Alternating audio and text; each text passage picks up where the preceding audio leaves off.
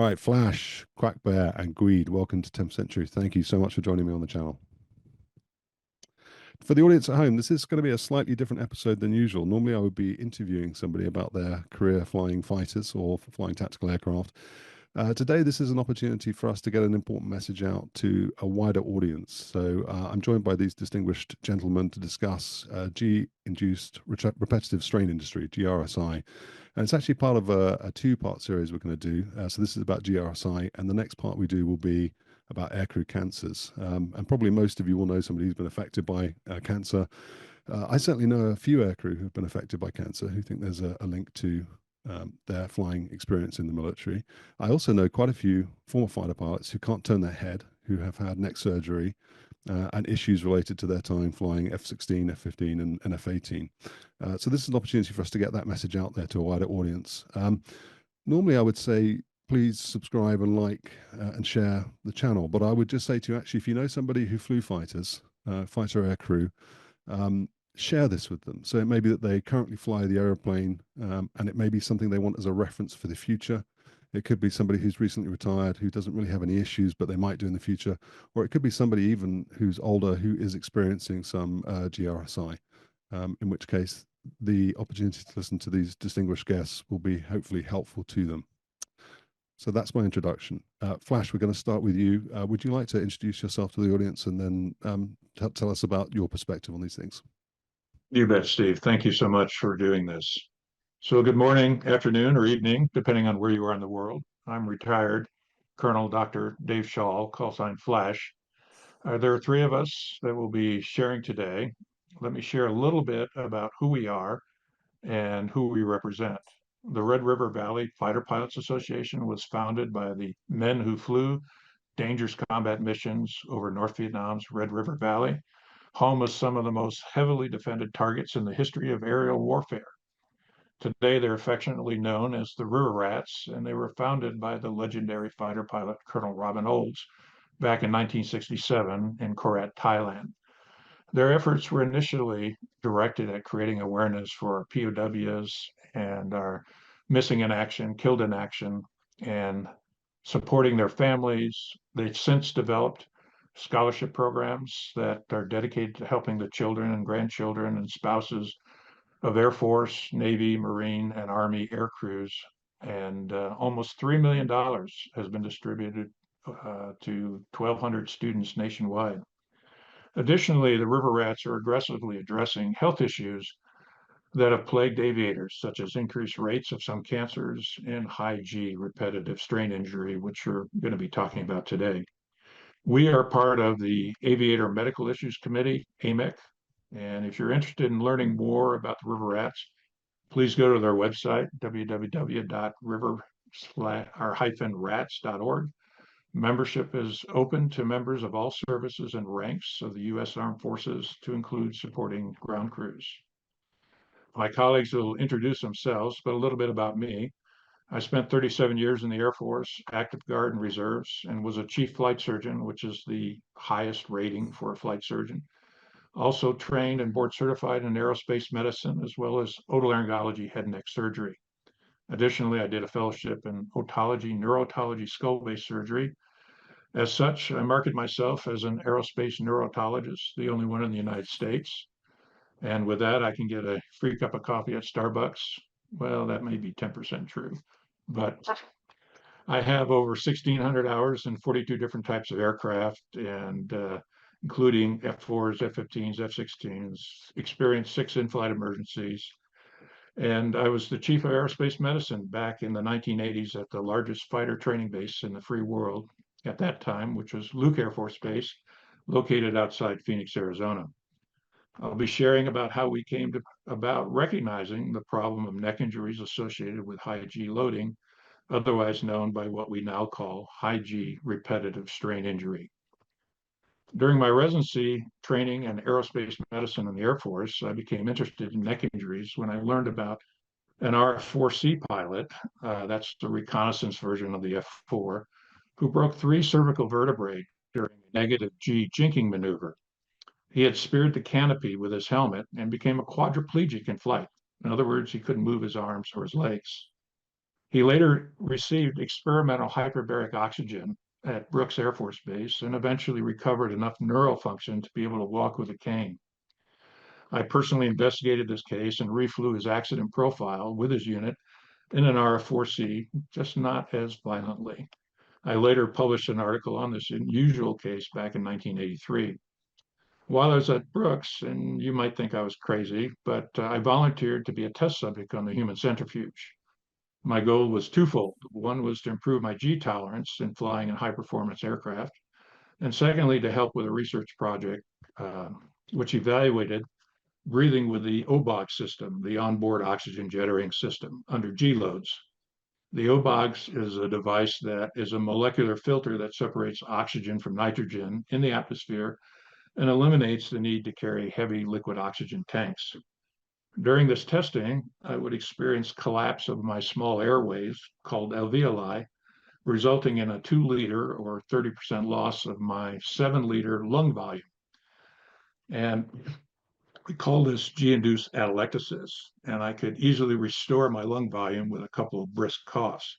This is not unlike the atelectasis that's seen in patients after surgery with prolonged anesthesia. Now, during our aerospace medicine training, we were taught about G-LOC, G-induced loss of consciousness, which was called fainting in the air back in World War I. But it wasn't a significant problem back then because planes at that time could not sustain the Gs and the wings would fold before the pilot would. Now, 1G is what you feel walking around. And if you ride a roller coaster at the bottom of the loop, you'll feel additional weight and downward pressure, probably 2 to 3 Gs. The F-4 is a third generation fighter aircraft that typically lived in the 5 to 7G environment for short periods of time. The F-16 represented a significant advancement as a fourth generation fighter, along with the F-15 and the F-18.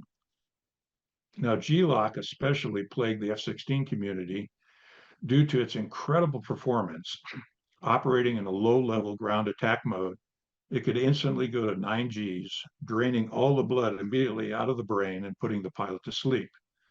This caused so many fatal crashes that the F-16 became known as the lawn dart, named after a popular backyard game of sticking large metal darts within a circular hoop on the ground.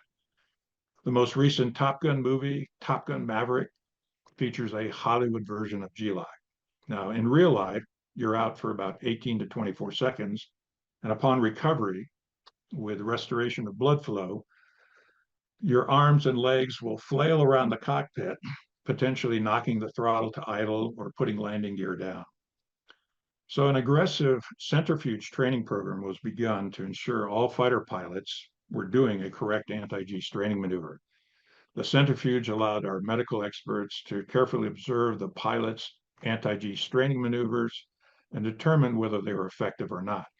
Now, to sell this to our pilots, we had to agree not to do any cardiac monitoring. So the anti-G straining maneuvers and later G-suit development date back to World War II, when our fighter aircraft now had the capability of pulling more Gs and forced us to explore the human limits.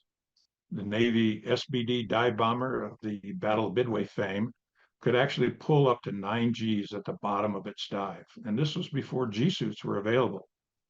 Now, one type of anti-G straining maneuver was developed by the Mayo Clinic during World War II using their human centrifuge. It was called the M1, and it's still used today. It requires you to forcibly contract your legs and abdominal muscles while employing a specialized breathing pattern that has you take a deep breath and hold it for 3 seconds while you strain against a closed glottis, what we call a Valsalva maneuver. This increases the pressure in your chest cavity and raises your blood pressure, pushing it back up to the brain and preventing G-LOC. Women seem to have a better G tolerance than men, and one female pilot was actually able to sustain 9 Gs without a G-suit. The M1 maneuver combined with a G-suit covering the lower and upper legs and abdomen provides adequate protection. Later on, further development created a thing called Combat Edge, which consists of a chest garment along with a bladder in the back of the helmet, combined with additional positive pressure breathing to further enhance G tolerance. And this is currently used in our fifth generation fighter, the F-22 Raptor. Now, having solved the G-LOC problem, we didn't recognize the problem that were going to come from living in these high G, sustained high G environments.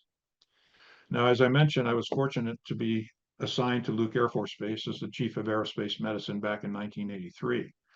I immediately began flying in the F-15s and F-16s on a regular basis. We had 4 squadrons of F-15 Eagles and 3 squadrons of F-16s, and it served as one of the RTUs, replacement training units, for these weapon systems. As a result, they had more two-seat jets than anywhere in the world, and I was regularly exposed to 9Gs and some of the violent maneuvers associated with ACM or air combat maneuvering, often flying 1 to 2 times a day, 1 to 2 times a week. To my knowledge, I never G-locked, but truth in lending, you're out for 18 to 24 seconds, and then you have confusion or amnesia for the event. Now, somehow during my flying time there, I injured my own neck, but I don't recall a specific episode. Neck strains were not uncommon, and many of the pilots would avoid the flight surgeon's office in order to keep from being grounded. You could occasionally catch them at the squadron walking around with stiff necks and popping over the counter medications.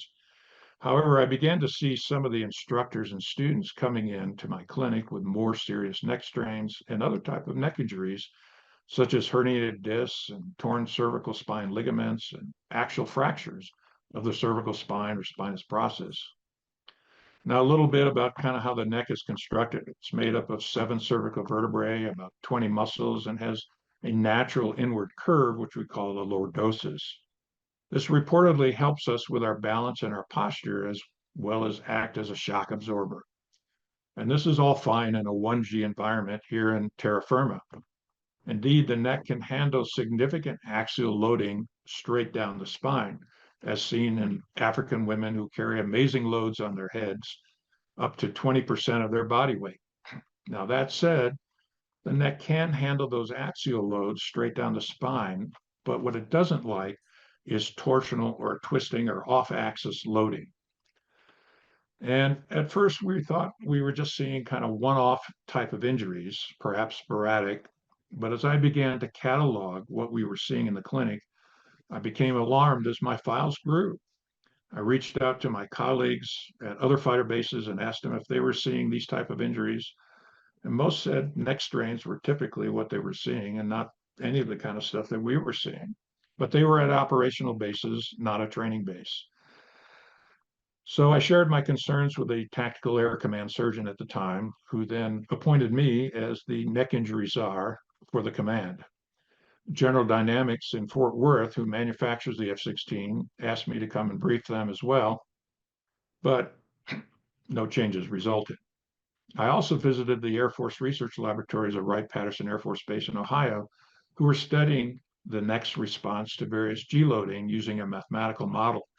And while interesting, it also never led to any significant interventions or equipment modifications. We started an additional physical conditioning program to further strengthen the neck muscles using a 4-way neck machine and suspended weight systems. Many squadrons began installing the equipment to make it easier to use on a regular basis. We also briefed the squadrons about moving the neck under Gs, especially in the F-16. If you get your neck in a position where the G loads are not straight down your spine, you risk serious injury. If you figure that a normal head weighs about 8 to 10 pounds and a helmet weighs 2.5 to 5 pounds, depending on its configuration, and then multiply that by the G's pull, suddenly your head weighs over 100 pounds or even up to 150 pounds. Now imagine 10 to 15 bowling balls pushing down on your head and stressing your neck. The F-16 can sustain 9 Gs for well over 720 degrees of turn. Our older fighter aircraft like the F-4 Phantom just could not sustain those kind of Gs. So while the cervical spine predominates in the injuries, the lumbar spine can also be affected. Instructors were especially susceptible to injury getting their neck caught out of position when a student violently would turn in an unexpected direction without warning to the backseat instructor. Once your head starts to move under Gs, your neck muscles are simply not strong enough to hold it or return it to position. So we would instruct the pilots, especially in the F-16, to unload the Gs, reposition their head, put the Gs back on, and continue the fight.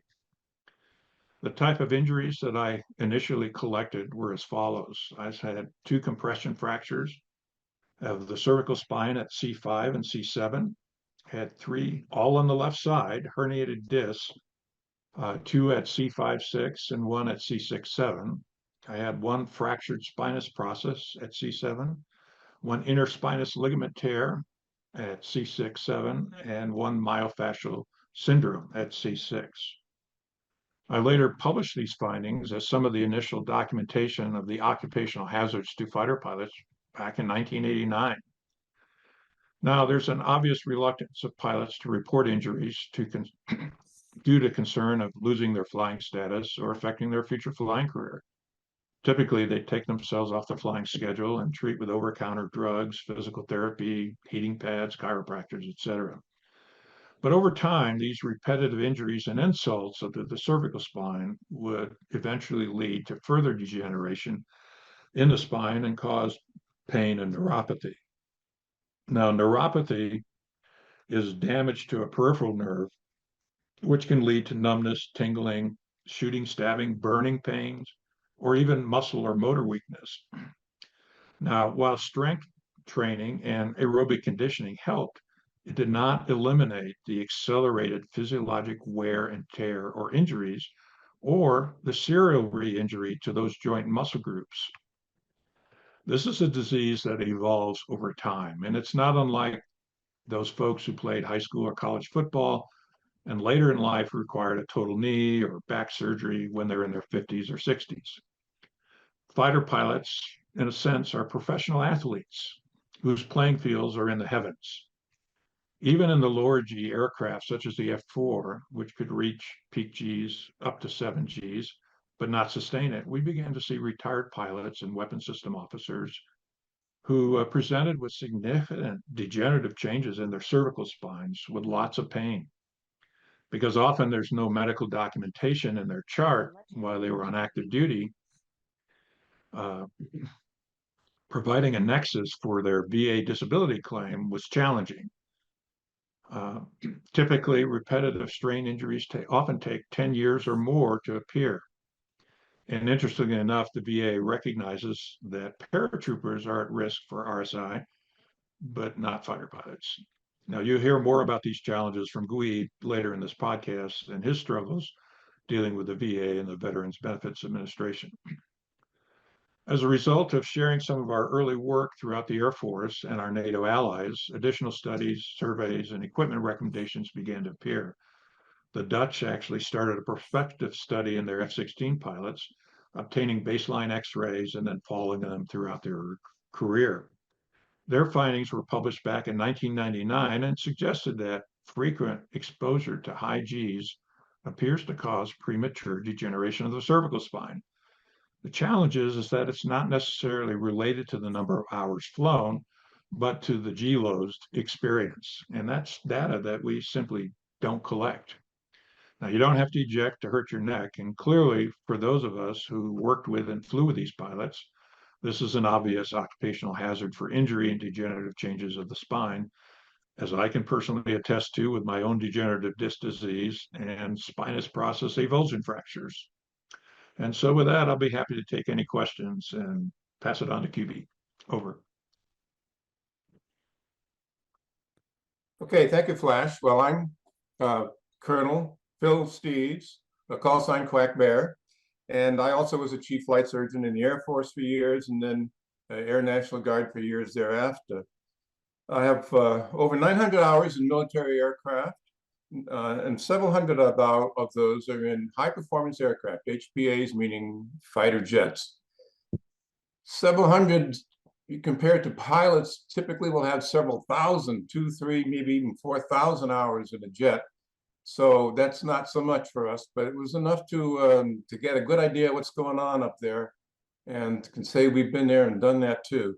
My first jet was the Thud, the F-105. That's the it was during the Vietnam War, and I was flying in Vietnam. That was the Wild Weasel Squadron, and I got a little bit of time in F-4s also. But then in the Guard, I was in an F-15 squadron, and I was able to sneak about 25 or 30 hours also in Vipers while I was there. So I've got a lot of time there in those jets, and I got a pretty good idea of what's going on. One other thing in my background, I'm a civilian radiologist, so I did a whole career of examining X-rays and CAT scans and MRIs. So that's part of my subject matter expertise, SME. Well, let me talk more about the definition of high G RSI, because high G RSI as a phrase is not one that the VA is going to recognize. If you go tell them, I believe I'm suffering from high G RSI, they won't know. It's not in your lexicon. RSI, repetitive strain injury, or sometimes repetitive stress injury. We generally prefer repetitive strain injury, is a medical term.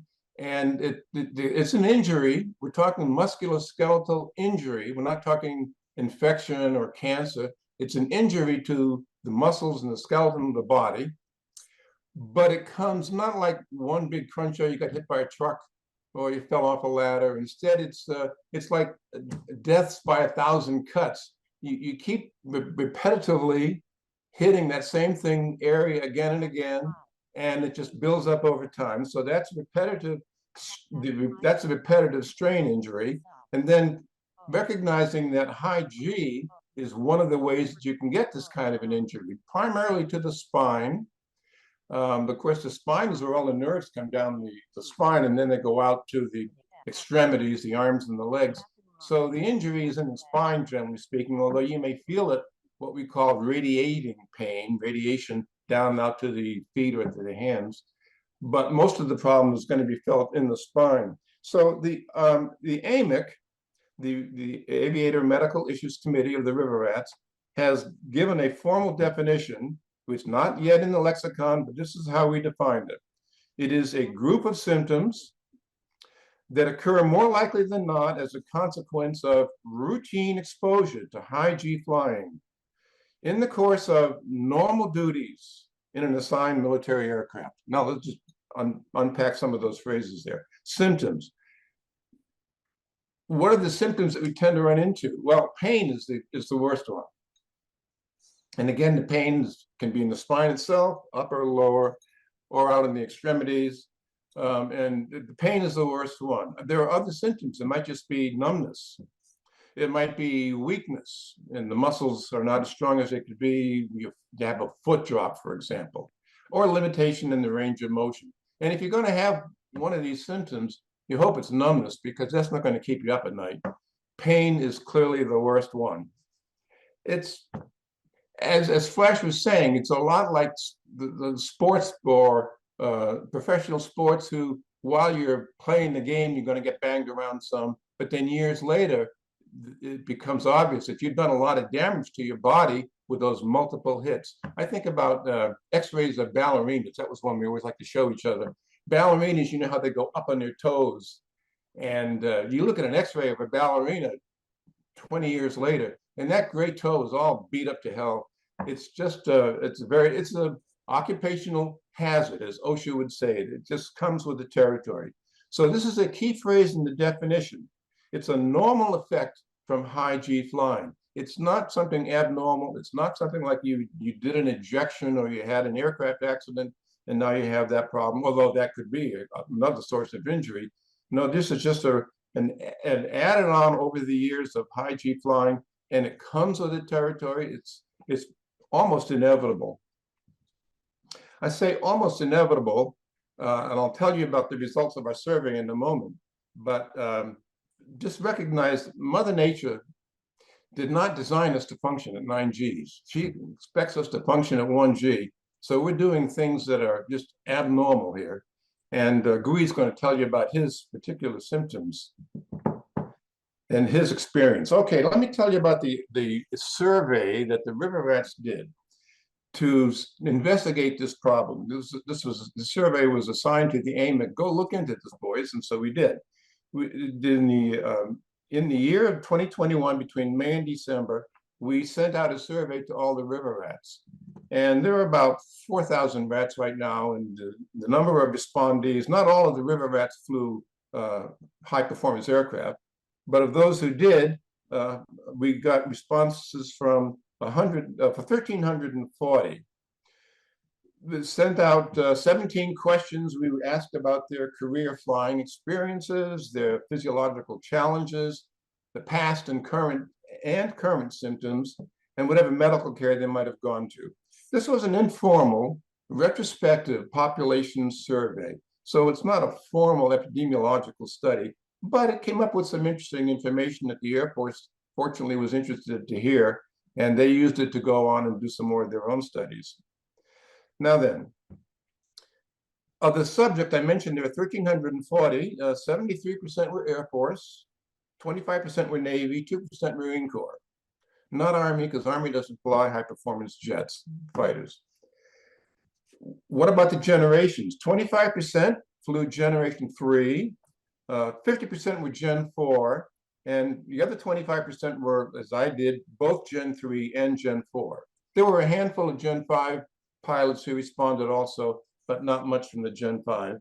And as Flash was already mentioning, Gen 5 aircraft don't have the same problem. Gen 5, what's the difference, by the way? Gen 3 was the ones that we flew in Vietnam, the Century series and the F4. Yeah, they could get to 7.5 Gs maybe, but they couldn't sustain it. The engines simply weren't powerful enough. Gen 4 was when they first had engines powerful enough that you could turn straight up and even accelerate a little bit while you're going straight up because the thrust was greater than the weight, thrust to weight ratio greater than 1. So that was F-15 and 16 in the F-18. Gen 5 is when they added stealth. Gen 5 still is limited to 9 Gs, and it's not like the airframe is limited. I mean, you could make an airframe with stronger metal and so on, it can pull lots more than 9 Gs, but it becomes a human factor, becomes a limiting factor because people don't sustain more than 9 Gs reliably. So even Gen 5 is still 9 Gs and 9 Gs max, and they don't spend that much time at 9 Gs because of the stealth factor, as Flash was talking about. All right, so then we did the survey, and there are two main questions that we wanted to answer was, how widespread is this problem? How is this just a few onesies here and there, or is it a major problem for the whole population? And the second question we wanted to investigate too was, when did your problem start? So we did ask other questions too, but those are the two main things we wanted to dig into. So no, how widespread was the problem? 80%, 80, reported that they had high G RSI symptoms, that pain, weakness, limited range of motion, numbness. 80% had symptoms that led to some kind of medical care. Now that medical care might just be, had to take over-the-counter painkillers after flying. At one extreme, and at the other extreme was surgery. They actually had spine surgery. In our survey of those who flew Generation 3 aircraft, 21% went on to require surgery so far. Gen 4 was only 15%, which probably reflects only that Gen 4 pilots are not as old as the Gen 3 pilots for obvious reasons. So they're going to have more problems. They'll show up later. But at the time of our survey, say roughly 20% of the pilots had enough to require surgery. And so we're talking about a significant problem here. When did it start? Okay, 60% stated that the age of first onset of any high G RSI symptoms was during the prime years of active flying, in between the ages of 25 and 44. So it hits them even while they're flying more often than not, 60%. In other words, high G RSI is not just an old man's disorder attributable to routine aging or the product of midlife body changes. No, it's the damage that you did at the younger pilot flying in those high G aircraft. Okay, a little bit about the reporting and the treatment. The overwhelming majority in the survey did not seek formal on-the-record medical advice. And this is going to come up a little bit later here when we talk about the VA. They often talk to the flight surgeon at the bar and say, hey, doc, by the way, but not on the record for the obvious reason that they did not want to jeopardize their flying career. And this is a well-described phenomenon in the VA. It's going to have to recognize this, but we'll get to that in just a moment. Because we also asked them in the survey, how'd you make out with the VA? Now, let me tell you about my experience assisting fighter pilots in dealing with the VA. And this is the VBA. And by the way, this is the VA, Veterans Administration, has two components. VBA benefits when you're applying for disability and compensation. And then there's the VHA, that's the Veterans Health Association. You do not have to be using the VHA for your medical care in order to qualify for applying for benefits from your prior service. And the key hurdle that you got to jump over when you're dealing with the VA, you got to prove two things. One is, yeah, I'm hurting, I got some kind of medical problem. And two, you got to prove that it is service connected, that the problems I'm now having came from my time in service of our country. So that's what you're trying to establish.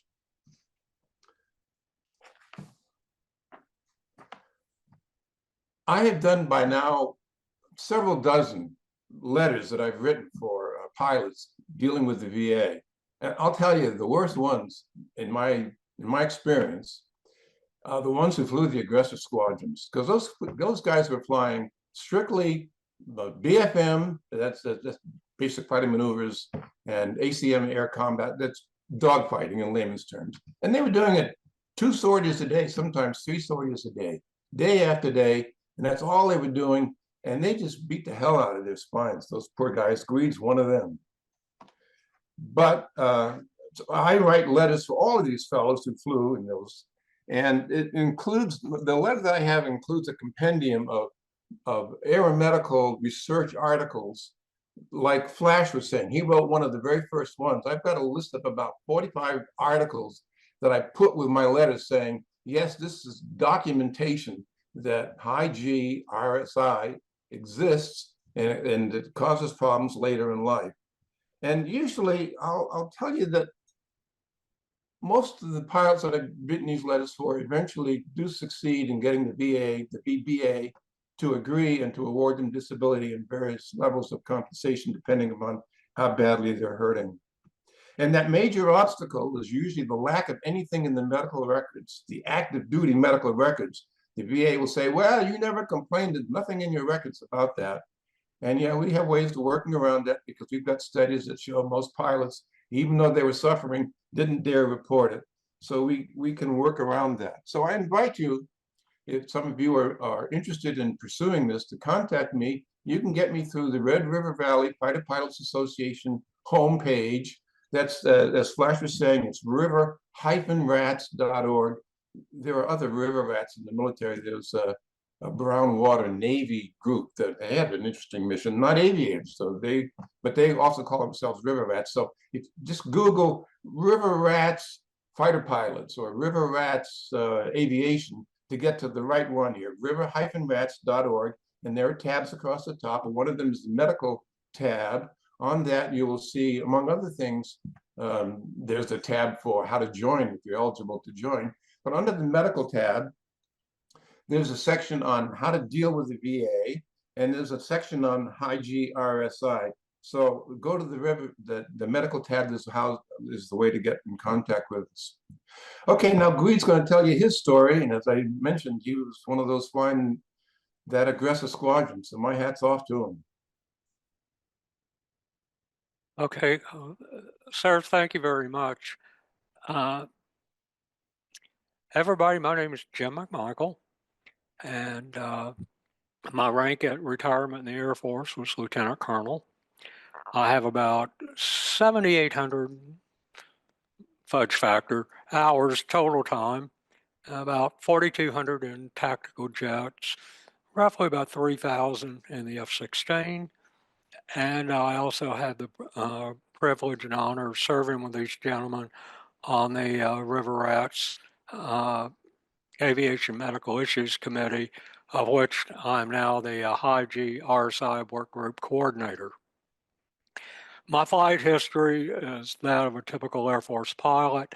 When I began flying the Air Force way, they sent me to undergraduate pilot training. I flew the T-37 Bravo jet. I flew the T-38A, which is a supersonic trainer.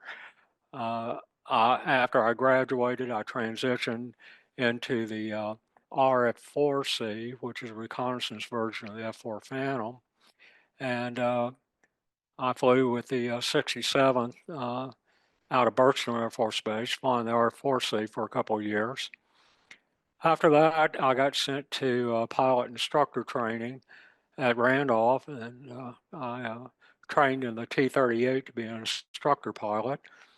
They sent me after graduation up to Shepherd Air Force Base with the Euro-NATO Joint Jet Pilot Training Program to be a T-38 Talon instructor pilot.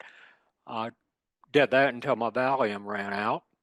And so after my stint as an IP, I went to lead-in fighter training, and that was in the AT-38. After that, as the gentleman was telling you about the mission profile of the aggressors, I became an aggressor. And I transitioned into the F-5 and flew the 64th Aggressor Squadron. After the aggressors, I went into the F-16, and I flew the Charlie Model Block 30 jet for the remainder of my career. During that time, I served as we call the F-16 the Viper, and after that time, I served as a Viper B course instructor pilot. B course is the course they were referring to the basic fighter maneuvers, where we basically teach a fighter pilot how to be a combat fighter pilot in a particular jet. And I was a B course instructor in the Viper. After that, I took a pause and got picked to be one of the Viper West demo pilots. Combat-wise, I served over in Desert Storm and Enduring Freedom, both in the F-16. My story relates that I retired from the Air Force in 2005.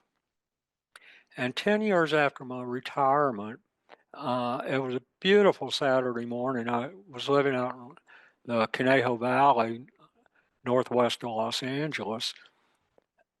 And I was supposed to go to LAX and pick up some friends that were interested in flying in from Texas.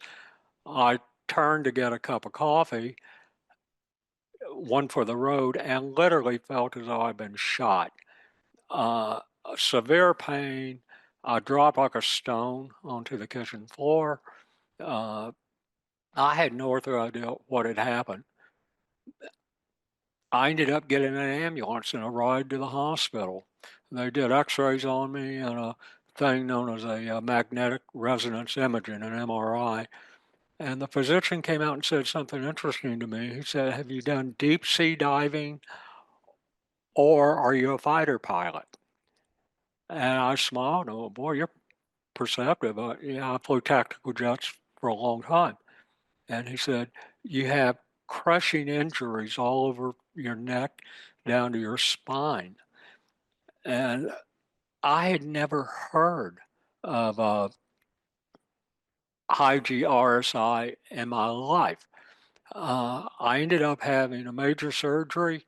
About 4 months later, I had another major surgery. And then fast forward 3.5 years after that, back in 2021, I had my third. And when I say major, I was on the table for 10 hours, and they had a vascular surgeon cut me from the front and do whatever vascular surgeons do for 4 hours or so, going back to my spine, and then flip me like a fish on the grill. And the neurosurgeon got after me, placing appliances to put my spine back together. And between that time, I also had a cervical anterior discectomy where they had to do something similar and put metal in my neck. So the last 10 years have been challenging. I'm basically handicapped. I walk with a cane. Hobble is probably more an accurate term. Let's see. After the first injury, I thought, well, maybe I might be able to get a VA disability. And I know we've been using initials and all. And for those who don't know, that may be on foreign soil, VA in this country is the Veterans Administration. And so I applied for a disability.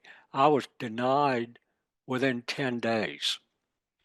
And the denial was lack of service-related medical documentation to support the claim. And I went, well, okay, fine. Why did that happen? Well, as Flash and Quackbear were indicating, when we would come back from a Hi G sortie, everybody hurt. I hurt. There were times my crew chief had to use a spatula to help me get out of the jet. And my neck hurt, my back hurt, but we always walked by the flight surgeon's area. Nobody wanted to talk to them. They carried 4 initials in their bag that were devastating to us. And it was DNIF, duties non-involved flying. And you get DNIF, you might end up serving as a logistics officer somewhere, but not flying airplanes. So a lot of the pilots, we basically kept our mouth shut. We would go home and self-medicate with a topical ointment like Bengay, or we take scotch, or we put ice on our necks or backs. We never put the ice in the scotch, by the way. And then we would go live to fly and fight another day. And that's exactly what we did. Most of the Hi G RSI symptoms that we're finding out, or rather long term, happens usually within 5 to 10 years after you retire from that life. Why? I don't know, but we've done these surveys and that seems to be about the mean. It definitely happened to me. I was at the 10-year mark. You heard mention a moment ago about the F-16 being able to pull 9Gs. Well, many of you have gone to air shows and you've seen what we call the minimum radius turn. The F-16 comes over, kicks in the afterburners, and real low, they're on their side like this, flying in a 360-degree circle. You will pull about 9 Gs doing that. And you kind of ask yourself, why do they do that? Well, in combat, we have a thing known as a loopberry, which is a maneuver. If you can imagine a dinner plate and 2 fighters on opposite ends of the dinner plate chasing each other around the dinner plate. That's a loopberry. You'll pull 9 Gs in that. So we have all of these maneuvers. And then when we were talking about BFM, that's critical. That's your lifeblood. We have 2 types, offensive BFM and defensive BFM. Usually in defensive BFM, the person that's trying to literally kill you is in back of you, or what we call in our six. So if you can imagine from a pilot's point of view, when we look out across the pointy nose of the jet, we're looking at our 12 o'clock. So think of the face of an analog clock. In back of us would be your 6 o'clock. Off to the right would be 3. To the left would be 9. And usually in BFM, the bad person's coming in on your 4, going over to about your 8 behind you. What are you doing? You're looking. We do not have the rear view mirrors because we didn't have a bow frame in the F-16. So I'm having to turn my head to look for the bad guy. When I'm doing that, I'm banking. I'm going to the right, I'm going to the left. We call it jinking. We're trying to minimize a radar lock on our airplane from the adversary. So we're jinking one way, we're jinking the next, we go right, we go left, we'll do it at 90 degrees. You put a little back pressure on the flight control stick, and that's how you load up the smack. And it can load up very, very quickly. Oh, by the way, I'm still turning back over my left shoulder trying to see where they are, and I'm turning back over my right shoulder to see where they are. What does that yield? That means that I'm both compressed and twisted. So that's more or less how being a fighter pilot, how you you get these things. Flash was talking about the weight of the human head and all. If you take that information and add to it, say your helmet, your oxygen mask, night vision goggles, or the new joint mounted helmet cueing system, that adds more weight. You can get up to almost 14 pounds on your head.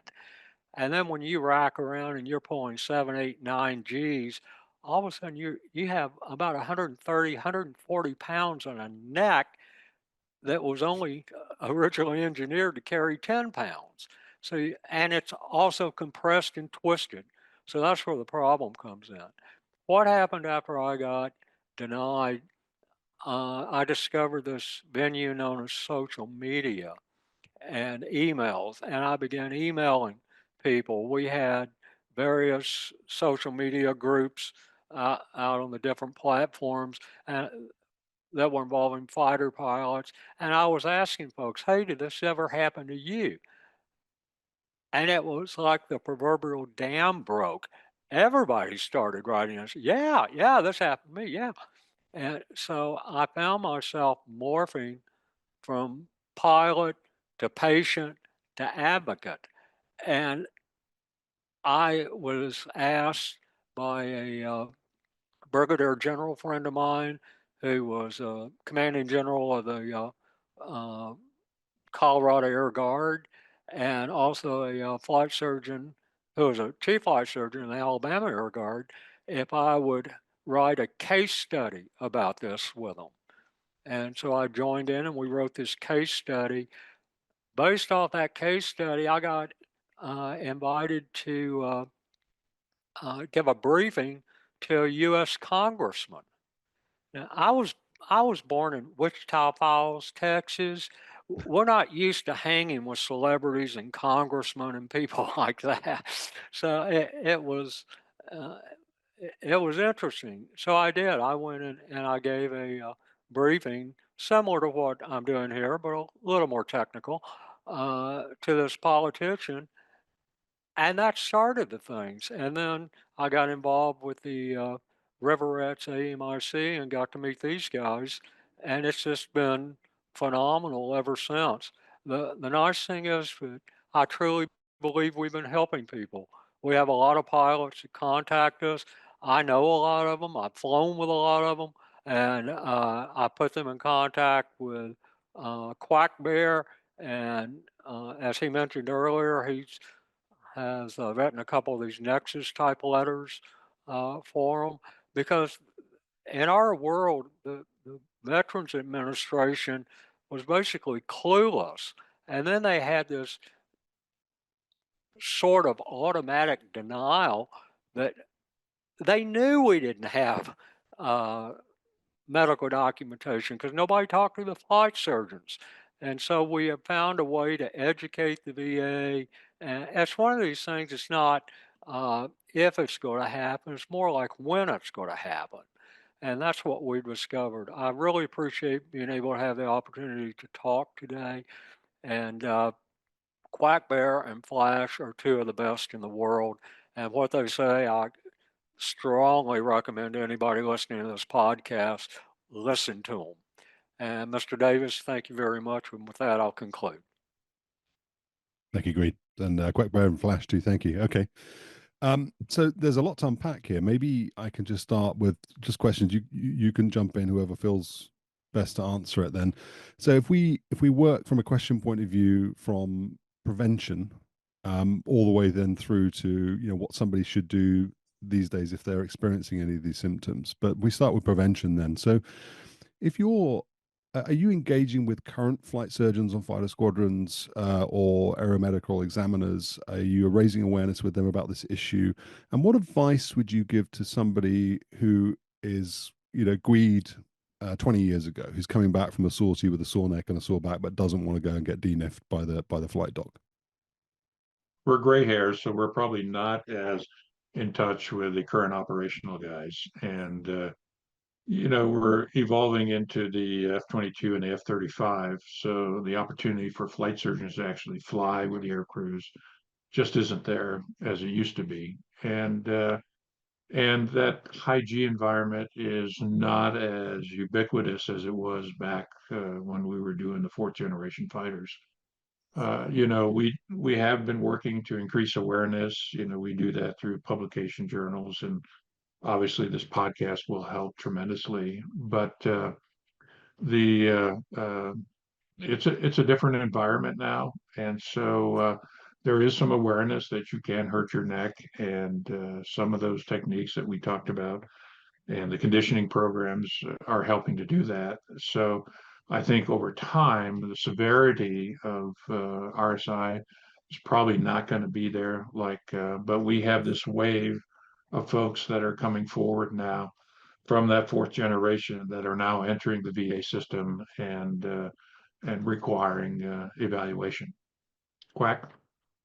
Yeah, when I was in the Air National Guard, that was mostly in the 90s, and we were very much aware of that. That again was an F-15 squadron, and the Eagle doesn't have the problem as bad as the Viper, maybe for two reasons. One reason would be that the Viper, since it was fly-by-wire, the F-15 was not fly-by-wire. You move that stick around and hydraulics.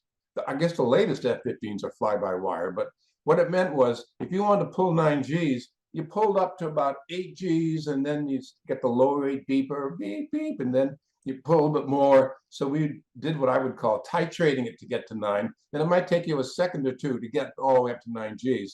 Whereas the Viper, you just yank on that stick for all you're worth, and you're at 9Gs just like that. And it won't go over 9Gs because the computer won't let you do that. The F-15, you can go over 9Gs, and then Bitchin' Betty comes on, and Bitchin' Betty comes on and says, over G, I've heard that before. And then the plane has to be examined, and you have to knock it off. So you don't want to over G. So that makes the F-16 worse, just because you can have the rapidity of onset of the G forces. And the second reason why the F-16 is a little worse is, paradoxically, the law of unintended consequences. In the 16, they sloped the back of the seat to 30 degrees. It's only about 20-ish degrees in the 15. And they did that hoping that therefore there would be less G-lock. I mean, that was one of the main reasons.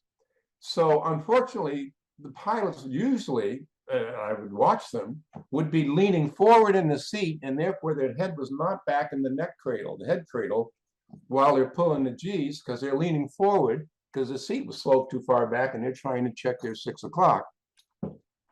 So it made the high G RSI problem worse. Maybe a little better for G-lock, but worse for high G RSI in the F-16. The 22 is back to and the 35, the slope is back up to more like 20 degrees. I think it's 21 degrees, something like that, for the seat. So yes, we do have that problem. And being aware of that problem during that time, as we were catching on to what we're doing to ourselves in the neck, we began Air Force-wide, Air National Guard-wide, instituting these training programs for building up the muscles in your neck. And some of the bases had very good programs coordinating with physical therapy after flights, before and after flights. But what I still have contact with the active duty guys loosely when we go to reunions. And so, how are you guys doing these days? And I don't know if it's because of costs and they're trying to save a few bucks, but they're not pushing the physical therapists right there on the spot with the pilots as much as they did, say, 10 or 15 years ago, for whatever the reasons.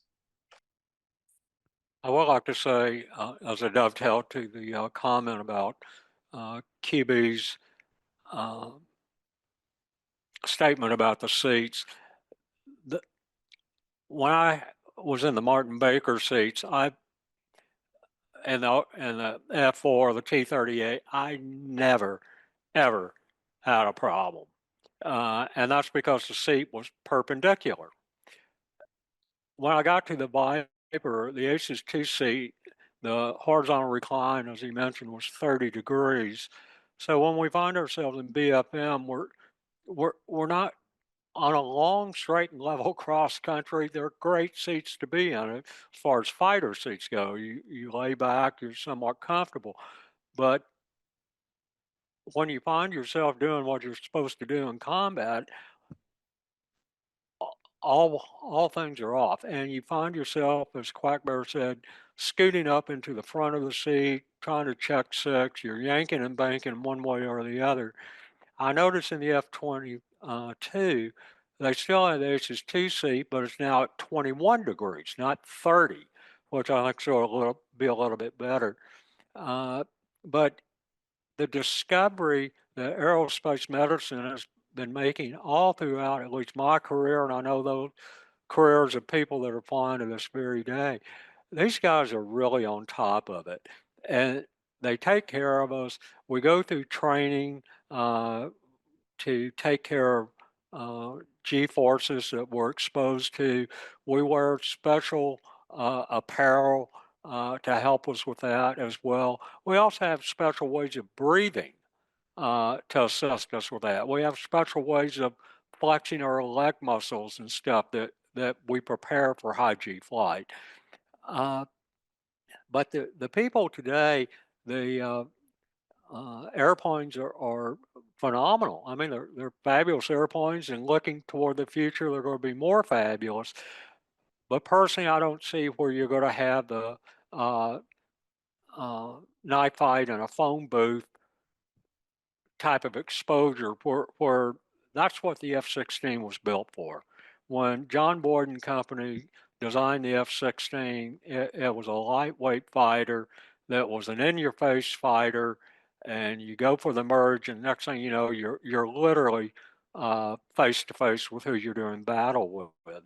The newer airplanes today, the F-22, F-35, F whatever in the future, are more beyond visual range type of engagements, and so you don't have a lot of the need to have the high G pulling and stuff like that. But I guess we'll see.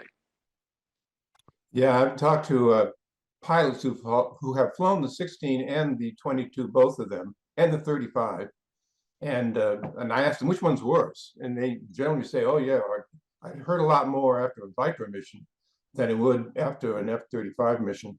And as they said, if I get into a knife fight in an F-35, it means I've already screwed up because you're supposed to be doing it before they get BVR, before beyond visual range. Oh, and the other thought is, well, then you say, well, if that seat is slanted too far back, why don't you slant it back up forward again? And then you got a problem with the canopy because the canopy's already been designed and you haven't got enough headroom to put a 20-degree upright seat in an F-16. Well, there were many times I would take like my helmet bag and I would stick behind myself. I know pilots that have done that, but I adored flying the Viper. It was an honor and a thrill to fly it, and I can say without a doubt it was the most fun I ever had with my clothes on. But it did come with a cost, and it came with a cost to me. It came with a cost to so many others that are out there that flew it. Fourth generation jets are very agile jets, with the F-16 probably being the most agile. How agile? If you can ignore bedding and some other little things, the jet can actually have a horizontal roll rate of 720 degrees a second. That's twice around in 1 second. When we talk about loading up on 9Gs, I can load up on 9Gs faster than my G suit can inflate. And that's an issue that you have to prepare your body ahead of time for what you're going to do. And when they first came out with the flight control stick for the Viper, it didn't move. It worked off of pressure on the stick. And finally, a lot of the test pilots went, no, you need to make that puppy move. And so they put some movement into it, but not much.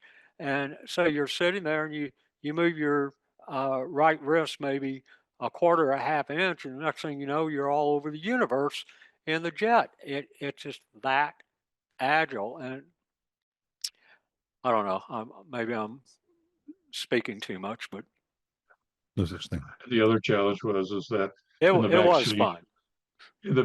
sometimes the flight surgeon's G suit would put an uncommanded input into the stick and start a roll. They're like, Doc, get your leg off the stick. Tell me a little bit about then the current relationship between the River Rats and the VA. Are you working with them to then recognize GRSI? You've said Quackbear, you said it's an injury, it's not, a disease or whatever. It's directly related to the work that you were doing as a pilot or whizzer in the Air Force.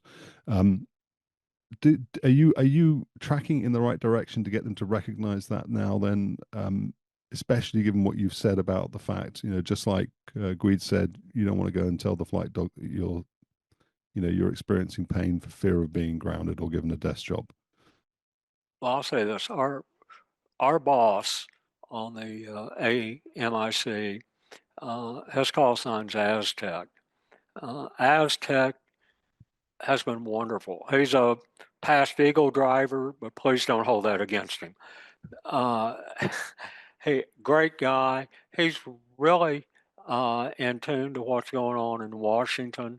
I believe he lives outside of DC, and he will be the best one to respond to a question like that. I do know from the pilot perspective, the drivers that I've talked to that have contacted me, and Steve, they've been in the thousands, literally the thousands of drivers contacting me saying, what can I do? What? And I would contact Quackbear or something and say, hey, can you help? As far as that goes, and that's the scope of my little universe here, it's been phenomenal. Quackbear did some of these letters, then Aztec would, we have this information about working with the VA on the River Rat website, and people would read through that and then speak with one of the flight docs like Flash or QB, and they were able to put together a disability claim, and lo and behold, get it. Because the thing with RSI is not just the neck and back, it's every joint in your body. I know folks with RSI injuries that are in their fingers or in their knees or something. So the thing that I've found in the pilot community is we talk together, and then being able to say, hey, you actually need to talk to one of these other guys who's a doc, and they'll give you some advice. And it's not 100% by any means, but it is such a comfort, I found out from the guys that I deal with, that the River Rat AMRC exists. It has information that they didn't know about before. And here's the interesting thing about Hi G RSI. If one were to go on one of these search engines on the web, and I'm not going to name names, but use one, you'll find out it goes back decades. People were writing about this stuff back in the 60s and 70s. There's a lot of paper that's been generated from Europe over it. And somewhere along the line, that information just never got shared. And it really didn't get shared. I didn't know about Hi G RSI. I was always thinking the G was my issue. And then I learned the hard way about negative G's. I personally can't stand negative G's. My eyes don't like negative G's. But when we're doing a combat sortie, we transition from negative to positive G's like that. And we can go like 2 negative all the way up to 9 positive and back down and any number in between quickly. And over time, that plays havoc on the human body. So, Yes, Steve, let me address that question a little bit too, about dealing with the VA. The AMIC has had two areas of interest with regard to health issues of former fighter pilots. And sequentially, the first one was cancer. So this is kind of a tease for your next podcast about the one on cancer. This one, the Hi G RSI has been in time our second one. We've had more success dealing with Congress getting the Congress to force the DOD to investigate the cancer question, and we'll talk about that in the next podcast. Not the Hi G RSI. So far, dealing with RSI with the VA has been on a case-by-case, onesie basis, one pilot at a time. We do not yet, we're just not there yet to get the VA to recognize it. We'd like to, but it's not going to be happening in the near future as I see it. Once again, you could double check with Aztec on this. And with respect to the cancer, I'm not going to put myself out there too much more. I had cancer a year and a half ago on my face. I had a melanoma. So once you hear the Aviation Medical Issue Committee, when you do another podcast and they're talking about aviation cancer, it hits a lot of people. It hits not only fighter pilots, it hits aviation crews in general, civilian, military, whatever. It hits the people that fly in the AWACS, everything. So it's a big, big subject. Which makes this point, the original name was Red River Valley Fighter Pilots Association, and it was only fighter pilots who flew over North Vietnam back in that war. But we've long since expanded. Now it's all aviators, military aviators, all air crew, all crew positions, all ranks, all services, including Army. So Army helicopter pilots can be part of the River Rats. So the River Rats are not exclusively fighter pilots. That's a section of our group, but you can qualify for the River Rats, and the cancer studies relate not just to the fighter pilots, relate to all the services. And so when you go to the riverrats.org website, it'll tell you what qualifications, and there's a place you can join up. We appreciate it if they want to join up. What's the advice then? So obviously you are providing through the River Rats consultation or services, medical advice, expertise. If somebody is in, they're in retirement, they're now experiencing some issues that they think are related to their service, them flying fighters, they should get in touch with you. What do you need from them? What should they be getting in touch with you in terms of the packet that they've got together? Should they have x-rays? Do they need to get MRI before they come and talk to you? What do you need in order to be able to advance their cause? Well, I have had some pilots come to me and I said, what does your MRI show? And they say, well, I haven't had an MRI yet. And my response has always been, boy, if your pain isn't bad enough that you haven't had some doctor say, man, we better get an MRI and see what's going on, I don't know that the VA is going to be very sympathetic. Now, I don't have any data to support that. This is just a feeling.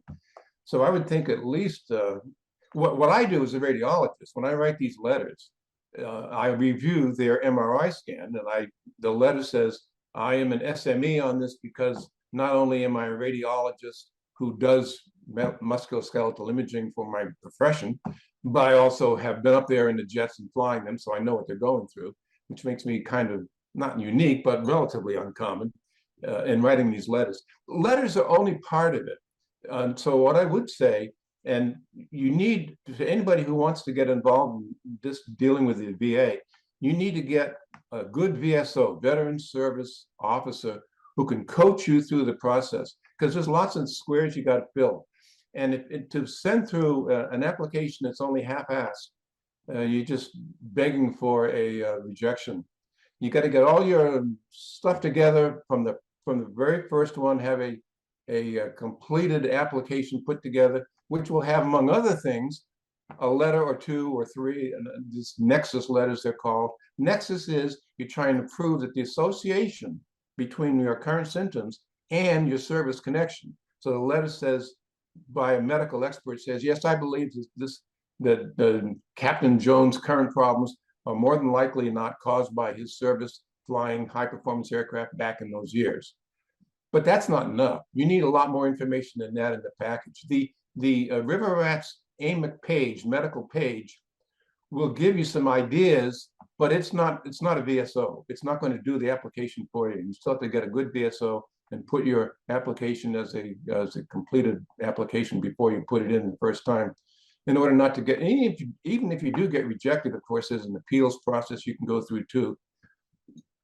So I it can be wanted, more complicated than that, but you need professional, I believe you need professional help. And you got to watch out. There are some people, there are sites on the web that will say, we'll help you go to the VA and we'll take 10% of whatever you get awarded. And they are not usually very attuned to this. I mean, I joke about sometimes they say, high G, what is that? Is that a violin string, the high G there? They don't always know what you're talking about when you talk about high G RSI. Steve, I wanted to also toss this in. The River Rats are not a retirement organization. Though some of us have gray hair, we do routinely in all the various chapters around the country go out to various undergraduate pilot training bases or some of the other training bases or some of the operational bases. And we give awards out to various pilots. Everybody's introduced to the River Rats. It was an organization that's basically got the tactical, supersonic tactical community covered. Now, I know they've expanded their mission profile since then, but I'm one of the old school guys, and, you know, for all the zipper suit sun gods that are out there, the River Rats are on your side. We got you. We speak the language. We're one of you. And, yeah, it's been interesting. When I got involved on the Hi G RSI matter, it was the people that I flew with, people I knew that were reaching out to me. And then we talk to younger ones. I get emails all the time from, folks that are 25, 26 years old and saying, hey, what about this or what about that? And we talk to them. So we exist, uh, to be a collection point of ideas and exist for communications. And but I did want to underscore the fact just because some of us are older and have majored and been there and done that, it's open to anybody that's has been in our line of work. Yeah, that's a good clarification. And I had assumed that actually you were more for people who are out of the service. I didn't realize that actually you had a cohort of active duty or National Guard or reservists who you in your membership. So let me go back to that question I asked at the beginning then, which is if we assume some of those people are listening to this or will listen to this, and if we make the assumption that it is an inevitability that you will get this, right? What advice do you have for them in terms of treating it, in terms of do they declare it so that there's something in their record if they need to go to VA later in their life and say, I've got this issue? What advice would you dispense to them? I think the key is that certainly before you step out the door, you want to get imaging of your neck and or an evaluation of range of motion and strength, et cetera. So now there is some concern because those guys also want to go to the airlines. And so there's this little concern of, well, I've got this disability. Is the FAA now going to cause me problems because I'm getting 30 or 50% disability pay? And I can tell you, having worked for the FAA, that is not an issue if you otherwise can pass the flight physical and you've got good range of motion and you're not having any obviously disabling features that would keep you from being a pilot in whatever kind of aircraft you're flying in. That's not a problem. And so I think it is important to get that documentation because it makes your life a lot easier when the door closes. Quack. No, I concur. I don't have that FAA experience. And I do know a lot of guys who said, I want to go fly Part 121. And therefore, I never told anybody nothing. And yeah, then it comes to bite them later when they want to deal with the VA. So I appreciate your experience with the FAA for sure. And that makes sense because all they're worried about is we don't want to have anything that will compromise the mission of flying a commercial airliner. And you're not checking six, literally checking six in a big Boeing. No. As a pilot, I learned a long time ago, there are three things that a wingman can say: lead your own fire, TWOOP. I'm not going to tell you the third one right now, but everybody knows what it is. But the thing is, we can be your wingman, and you can be ours. Good wingmen have done flight lead before, and they fly a wing. Doesn't matter if you're flying at the 9 or the 3. We want people to be our wingman, and we want to be theirs. And there's a tremendous amount of information that's now out on the River Rats website that people can look at. And if they got medical issues or whatever, we ended up becoming a venue of information that's pertinent to people that have these type of flying backgrounds. So that's all I would say. Just remember the 3 things a wingman can say, and if you want to ask me offline sometime what the third thing is, I'll be more than happy to tell you.